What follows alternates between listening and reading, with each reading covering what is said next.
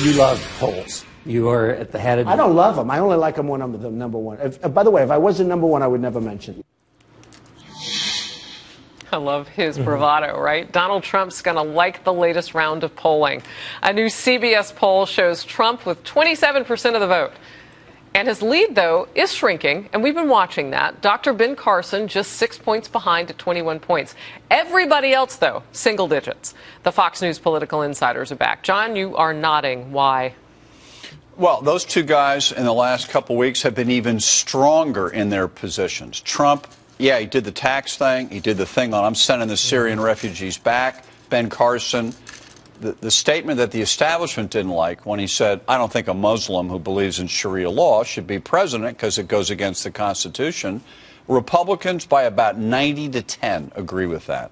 So the stronger they are and the more anti-politically correct they are, the more Republican primary voters like them. So why is this so difficult for everybody else to grab onto? Why doesn't it work for everybody? Because we have an establishment in this country that is self-perpetuating.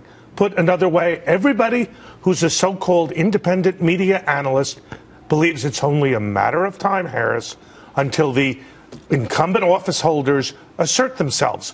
What we're seeing in this poll and every other poll is that Trump and Carson in the lead, lesser extent Fiorina, are getting over 50% of the vote. There is no support for the establishment. People like Jeb Bush are sinking. It is a symptom and a direct reflection of what we were talking about before. Well, and Pat, they seem to have a hard time in this new age of just speak your mind. Well, because they've never been trained to do that. Everything has been, let us fool the people. What do I say? They get their pollsters out, and this is not to denigrate, because Doug and I have both been pollsters in a different way. 90 years combined. Pat, 90 years combined. Was what misleading thing can we say or bumper strip of political speak that will quiet them? How do we tell them what we're going to do when we plan not to do it?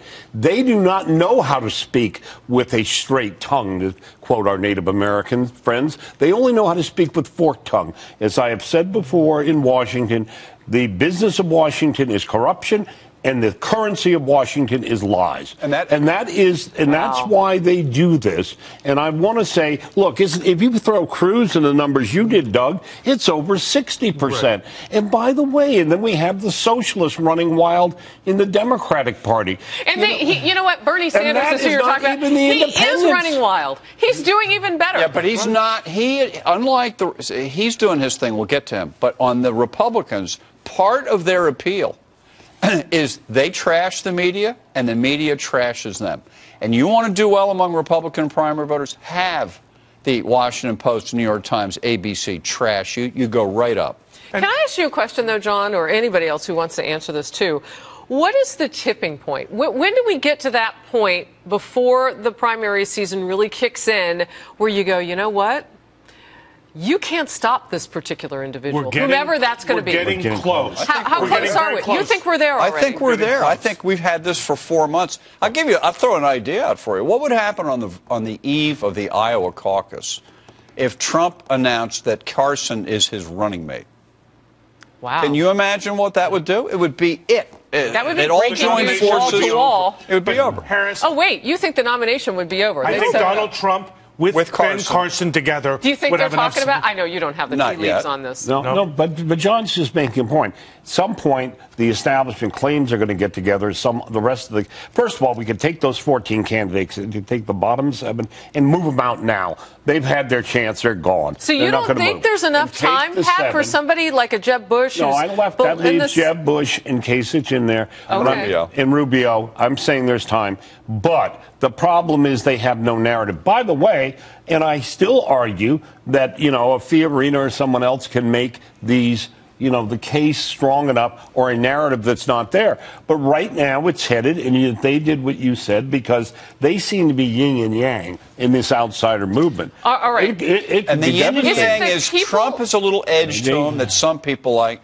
And Carson's nicer than Trump. Carson has the highest favorability. And Trump has the highest unfavorability. He may be nicer, nationally, among all voters. He is not backing down. You put them together? So I have a basic question for you, because I'm looking at Not My Business, which is a funny handle on Twitter. He says, or maybe she, there is no doubt that not one of them, meaning establishment in Washington, that is not bought and paid for. Is money a big issue here? That is the point, and I think you have to see Trump is only using his money.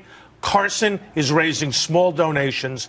None of them have the big institutional money that all the establishment candidates have. It's a big issue. It's a big issue on the Democratic side for Hillary. One of the reasons why Bernie Sanders is doing as well as he is, again, he's been financed by small dollar contributions, no super PACs. It's also liberating as a candidate to not be owned by these bundlers and all that. When you got 650,000 little donors, you can do whatever you want. All right.